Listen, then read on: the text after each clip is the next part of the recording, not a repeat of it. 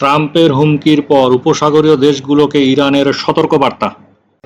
যুক্তরাষ্ট্রের সঙ্গে দ্বিতীয় দফার শান্তি আলোচনা নিয়ে অনিশ্চয়তার মধ্যেই ইরান প্রতিবেশী উপসাগরীয় দেশগুলোকে ওয়াশিংটনকে সমর্থন না দেওয়ার জন্য সতর্ক করেছে।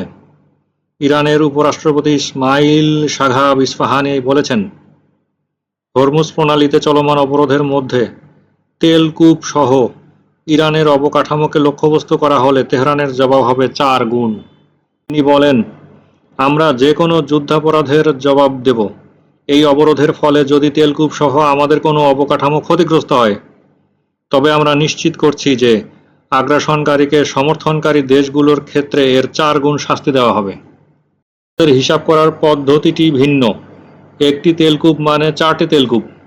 মার্কিন সমর্থকদের উপর তেহরান যে ব্যাপক ক্ষতি সাধন করতে চায় তার মাত্রা তুলে ধরে তিনি যোগ করেন, মার্কিন প্রেসিডেন্ট ডোনাল্ড ট্রাম্প এর আগে ইঙ্গিত দিয়েছেন যে ধারাবাহিক চাপ ইরানের তেল সংরক্ষণাগার বা ট্যাঙ্কারে স্থানান্তরের ক্ষমতা ব্যাহত করতে পারে। গত সপ্তাহে তার ট্রুথ সোশ্যাল প্ল্যাটফর্মে একটি পোস্টে ট্রাম্প লিখেছেন, ইরান আর্থিকভাবে ভেঙে পড়ছে। তারা অবিলম্বে হরমুজ প্রণালী খুলে দিতে চায়। নগদ টাকার জন্য হাহাকার করছে। প্রতিদিন $50 কোটি লোকসান দিচ্ছে। সেনাবাহিনী এবং পুলিশ অভিযোগ করছে যে তারা বেতন পাচ্ছে না। তিনি আরও বলেন, এই ধরনের বিধিনিষেধ অব্যাহত থাকলে কয়েকদিনের মধ্যেই ইরানের তেল পাইপলাইনগুলো একটি সংকটজনক পর্যায়ে পৌঁছাতে পারে। এর মাধ্যমে তিনি ইরানের জ্বালানি অবকাঠামোকে ঘিরে ক্রমবর্ধমান উত্তেজনার বিষয়টি তুলে ধরেন, যা ওয়াশিংটনের চাপ প্রয়োগের কৌশলের একটি প্রধান কেন্দ্রবিন্দু। ইরানের পার্লামেন্টারি স্পিকার গালিভফও ট্রাম্পের হুমকির একটি জবাব দিয়েছিলেন এবং এই অচলাবস্থায় ইরানের সুবিধাজনক অবস্থানের কথা তুলে ধরেছেন। গালিভফ একটি গাণিতিক সমীকরণের মাধ্যমে ব্যাখ্যা করেছেন যে ইরানের সরবরাহ যুক্তরাষ্ট্রের চাহিদার সমান। তিনি ব্যাখ্যা করেছেন যে ইরানের হাতে সরবরাহের তাস রয়েছে, অর্থাৎ বিশ্বব্যাপী তেল সরবরাহ ব্যাহত করার হাতিয়ার। হরমুজ প্রণালী আংশিকভাবে হুমকির মুখে, অন্যদিকে বাবেল মান্দে প্রণালী এবং পাইপলাইনগুলো অব্যবহৃত রয়েছে। তিনি উল্লেখ করেন যে গ্রীষ্মকাল হল তেলের চাহিদার সর্বোচ্চ মৌসুম। তখনও যদি হরমুজ প্রণালী বন্ধ থাকে, তাহলে যুক্তরাষ্ট্রে গ্যাসের দাম আকাশছোঁয়া হয়ে যাবে। এটি ঘটবে মধ্যবর্তী নির্বাচনের ঠিক আগে, যা ট্রাম্পের ব্লু ওয়েভের আশঙ্কা বাড়িয়ে তুলবে। বেলজিয়াম ভিত্তিক ট্রেড ইন্টেলিজেন্স প্রতিষ্ঠান ক্লেপারের তথ্য অনুসারে যুদ্ধ শুরুর আগে ইরান দৈনিক প্রায় $115 মিলিয়ন তেল রফতানি করত। অথচ গত 1 মাসে অবরোধের মধ্যেও ইরান জ্বালানি রফতানি থেকে আয় করেছে যুদ্ধ পূর্ববর্তী সময়ের তুলনায় 40% বেশি। বিশ্লেষকরা বলছেন, ইরান এই চাপের জন্য আগে থেকেই প্রস্তুত ছিল। গত ফেব্রুয়ারিতেই দেশটির কাছে প্রায় 127 মিলিয়ন ব্যারেলের ভাসমান তেলের মজুদ ছিল। তেলের প্রতি ব্যারেলের দাম গত 1 মাসে একদিনের জন্যও $90 নিচে নামেনি। অনেক দিন ছিল $100 উপর। অর্থাৎ অবরোধ চাপ তৈরি করলেও ইরান আর্থিকভাবে তাৎক্ষণিকভাবে বিপর্যস্ত হয়নি। পূরণ হয়নি ওয়াশিংটনের মূল লক্ষ্য। অন্যদিকে ইরানের যুদ্ধ শুরুর কারণে নিজ দেশেই রাজনৈতিক চাপের মুখে আছেন ট্রাম্প। সংঘাত পরিচালনা নিয়ে তার ক্ষমতা কমাতে উঠে পড়ে লেগেছে বিরোধী দল। কংগ্রেসের অনুমতি ছাড়া 60 দিনের বেশি কোনো দেশে সামরিক অভিযান চালাতে পারে না মার্কিন প্রেসিডেন্ট।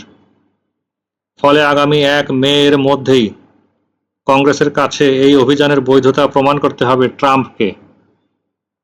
এদিকে হরমুজ প্রণালী পুনরায় চালু করা সহ যুদ্ধের অবসান নিয়ে যুক্তরাষ্ট্রকে একটি নতুন প্রস্তাব দিয়েছে ইরান। পাকিস্তানি মধ্যস্থতাকারীদের মাধ্যমে ইরান যুক্তরাষ্ট্রকে এই প্রস্তাব দিয়েছে। প্রস্তাবে পারমাণবিক আলোচনা পরবর্তী পর্যায়ের জন্য স্থগিত রাখার প্রস্তাব করা হয়েছে।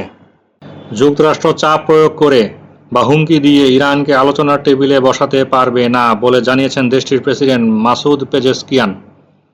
পাকিস্তানের প্রধানমন্ত্রী শেহবাজ শরীফের সঙ্গে টেলিফোনে তিনি বলেন, বর্তমান মার্কিন পদক্ষেপগুলো ওয়াশিংটন তেহরানের মধ্যকার পারস্পরিক আস্থা নষ্ট করছে এবং সংলাপের পথ আরও জটিল করে তুলছে। অন্যদিকে ইরান যুদ্ধ নিয়ে অনড় অবস্থার কথা জানিয়েছেন মার্কিন প্রেসিডেন্ট ডোনাল্ড ট্রাম্প। তিনি বলেন, এই যুদ্ধে জয়ী হওয়া থেকে কোনো কিছুই তাকে আটকাতে পারবে না।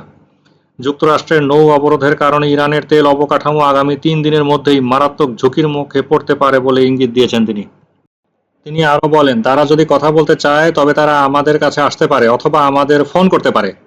আপনারা জানেন সেখানে টেলিফোন আছে। আমাদের কাছে চমৎকার এবং নিরাপদ যোগাযোগ ব্যবস্থা রয়েছে। ট্রাম্প বলেন, তিনি বিশ্বাস করেন ইরান যুদ্ধ খুব শীঘ্রই শেষ হবে। এবং যুক্তরাষ্ট্র এতে জয়ী হবে। ইরান নিয়ে আমরা এখন যাদের সঙ্গে কাজ করছি তাদের কিছু মানুষ খুবই বিচারবুদ্ধিসম্পন্ন, আবার কিছু মানুষ তা নয়। আমি আশা করি ইরান বুদ্ধিমান হবে। ট্রাম্প জোর দিয়ে বলেছেন, ইরানের সঙ্গে যে কোনো চুক্তিতে অবশ্যই পারমাণবিক উচ্চাকাঙ্ক্ষা ত্যাগের বিষয়টি অন্তর্ভুক্ত থাকতে হবে। এদিকে যুদ্ধ অবসানে কূটনৈতিক তৎপরতা অব্যাহত রেখেছে ইরান। গত 2 দিনের ব্যবধানে আঞ্চলিক 3টি দেশ সফর করছেন দেশটির পররাষ্ট্রমন্ত্রী আব্বাস আরাগচি। প্রিয় দর্শক, বাংলাদেশ থেকে প্রতি বছর প্রচুর শিক্ষার্থী উচ্চ শিক্ষার উদ্দেশ্যে বিদেশে পাড়ি জমায়। দিন দিন এই সংখ্যা বৃদ্ধি পাচ্ছে, যা বাংলাদেশের জন্য গৌরবজনক। তবে একটি সম্পূর্ণ গাইডলাইনের অভাবে অনেক শিক্ষার্থী এই বিষয়ে সাফার করে থাকে। বিদেশ গমনে ইচ্ছুক শিক্ষার্থীদের অ্যাডমিশনের খুঁটিনাটি সংক্রান্ত বিষয়ে শুরু থেকে শেষ পর্যন্ত একটি সম্পূর্ণ গাইডলাইনের জন্য, বিশেষ করে ইউএসএতে গমন ইচ্ছুক শিক্ষার্থীদের সফল অ্যাডমিশনের জন্য ডেসক্রিপশন বক্সে দেখানো নাম্বারে যোগাযোগ করা যেতে পারে। প্রকৌশলী আহসান।